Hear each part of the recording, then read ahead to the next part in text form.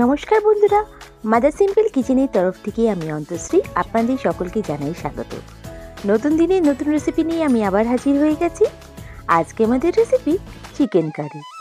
এই চিকেনের প্রিপারেশনটা আমাদের সকলেরই বাড়িতে হয় আলু দিয়ে একদম মাংসের লাল লাল ঝোল। এটা খুবই আমাদের অল টাইম ফেভারিট। চলুন দেখে নেওয়া যাক কী করে করছি আমি এই চিকেন কারি।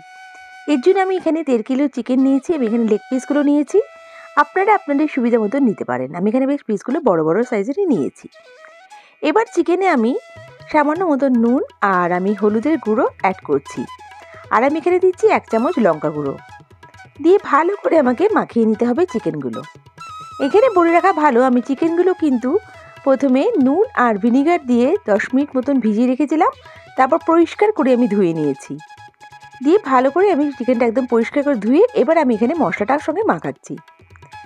চিকেনের সঙ্গে মশলাটা ভালো করে মাখিয়ে নিতে হবে, নিয়ে আমাকে অন্তত আধ ঘন্টা ম্যারিনেট করে রেখে দিতে হবে। আপনারা যদি বেশি করে ম্যারিনেশন করতে চান তাহলে রেফ্রিজারেট করে রেখে দিতে পারেন। দেখুন এখানে আমি চিকেনটাকে ভালো করে ম্যারিনেট করে নিচ্ছি, বেশ মশলার সাথে ভালো করে মাখিয়ে নিয়েছি। এখানে বেশি কিছু আমি অ্যাড করছি না, শুধু নুন হলুদ আর লঙ্কা গুঁড়ো দিয়ে আমি এখানে ম্যারিনেট করছি। ভালো করে এটা ম্যারিনেট করে আমি রেখে দিচ্ছি। এবার নেক্সট স্টেজে আমি চলে যাচ্ছি।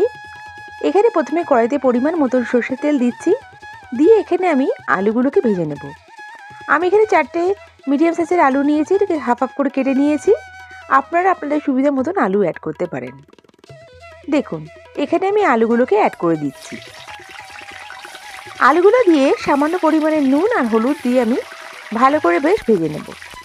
সব আলুগুলো আমি অ্যাড করে নিচ্ছি। এখানে যেহেতু নতুন আলু, আমি এখানে আলুগুলোকে ভালো করে একটু ভেজে নেব। দেখুন এখানে আমি অল্প পরিমাণে হলুদ আর গুঁড়ো আর নুন দিচ্ছি, দিয়ে কিছুক্ষণের জন্য বেশ ভালো করে নাড়িয়ে চাড়িয়ে ভেজে নিচ্ছি। বেশ লাল লাল করে ভেজে নিলে আলুগুলো বেশ অনেকটা কুক হয়ে যায় আর রান্নার সময় সুবিধা থাকে, তাহলে আলুগুলো শক্ত থাকে না। দেখুন এখানে আমি আলুগুলোকে ভেজে বেশ তুলে লাল লাল করে ভেজে নিয়েছি, একদম সুন্দর লাল করে ভেজে নিয়েছি।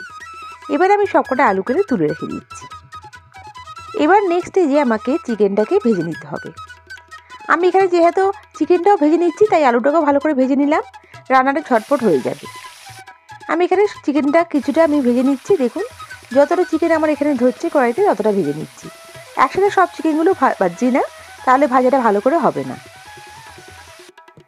দেখুন যে যতটা আমার চিকেন আসছে ততটা আমি এখানে অ্যাড করে দিলাম, দিয়ে বেশ ভালো করে একটু হালকা নাড়িয়ে চাড়িয়ে নিচ্ছি, নিয়ে আমি চিকেনগুলোকে ভেজে নেব।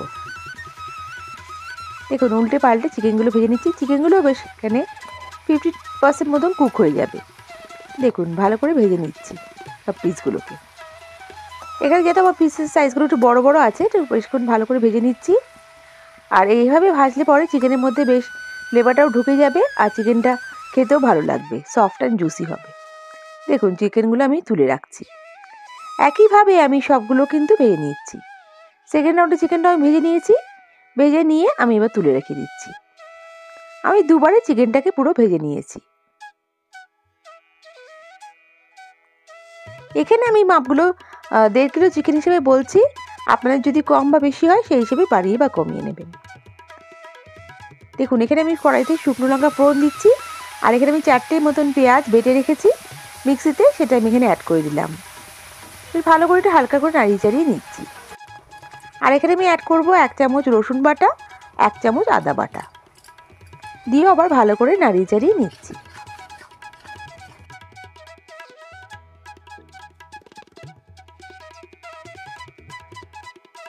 দেখুন এরপর আমি এখানে অ্যাড করে দিচ্ছি স্বাদ অনুযায়ী নুন,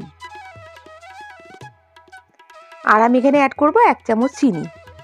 চিনিতে দেওয়ার জন্য রান্নার কালারটা কিন্তু খুব সুন্দর আসবে, আর টেস্টটাও এখানে চিনিটা ব্যালেন্স করে। এখানে মাংসের থেকে মিষ্টি ভাব কোনো আসবে না চিনি দেওয়ার জন্য। এই স্টেজে চিনি দিলে পরে রান্নার কালারটা খুব সুন্দর আসবে। এবার আমি এখানে অ্যাড করে দিলাম 1 চামচ হলুদের গুঁড়ো, 1 চামচ লঙ্কা গুঁড়ো, 1 চামচ কাশ্মীরি লঙ্কা গুঁড়ো।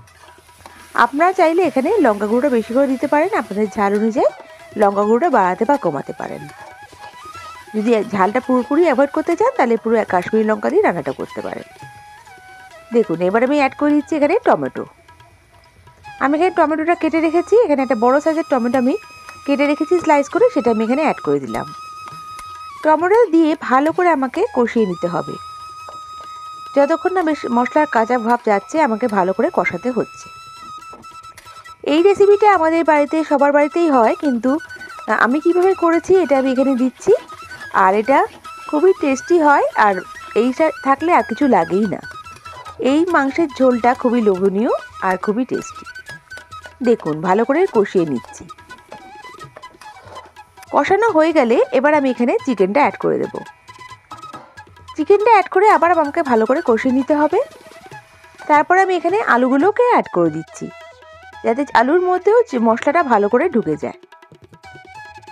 দেখুন এখানে আমাকে কুক করে নিচ্ছি, ভালো করে আমি মিক্স করে নিচ্ছি মশলার সাথে। ভালো করে নাড়িয়ে চাড়িয়ে নিচ্ছি হালকা হাতে। বেশ কিছুক্ষণ নাড়িয়ে চাড়িয়ে আমি কিন্তু এবার এটাকে ঢাকা দিয়ে কুক করব। এই রান্নাটা একটু ঢাকা দিয়ে এখন প্রথমে কুক করে দিচ্ছি। এখন কোনো জল অ্যাড করব না। যতক্ষণ না ভালোভাবে তেলটা ছেড়ে আসছে আমি কোনো জল অ্যাড করছি না। এখানে আমি ঢাকা দিয়ে কুক করব। আমাকে যখন আমি ঢাকা দিয়ে রান্নাটা করছি তখন কিন্তু আমি ফ্লেমটাকে একদম লো ফ্লেমে রেখে দেবো। লো ফ্লেমে রাখলে পরে রান্নার স্বাদ যেমন বাড়ে আর গ্যাসটাও তেমনি বাঁচে। আমার গ্যাসটাও এখানে সেভ হবে, রান্নাটাও সুন্দর টেস্টি হবে।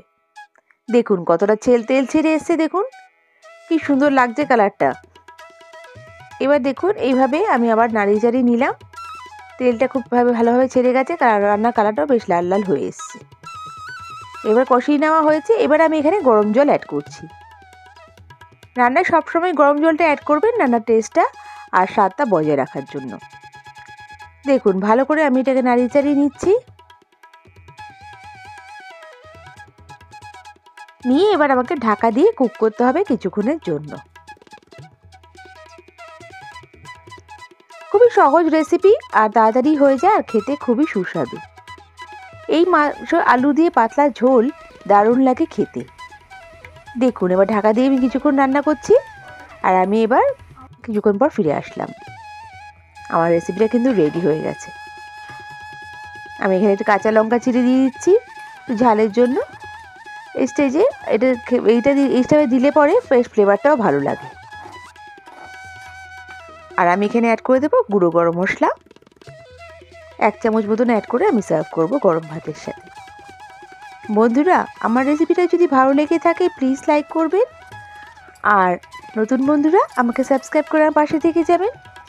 বেল বাটনটা প্রেস করবেন যাতে আমার রান্নার নোটিফিকেশানগুলো সব থেকে প্রথমে আপনারা পেয়ে যান। আপনাদের এক একটা লাইক কমেন্ট আমাকে মোটিভেট করে নতুন নতুন রেসিপি নিয়ে আসার জন্য। আর বন্ধুরা আপনারা যদি আমার রেসিপিটা ফেসবুক থেকে দেখে থাকেন তাহলে আমার পেজটাকে লাইক করে ফলো করে দেবেন প্লিজ। আর বন্ধুরা আপনাদের মিষ্টি মিষ্টি কমেন্টের জন্য অসংখ্য ধন্যবাদ। আমি সত্যিই মোটিভেট হচ্ছি, আমার কাজে আগ্রহ বাড়ছে।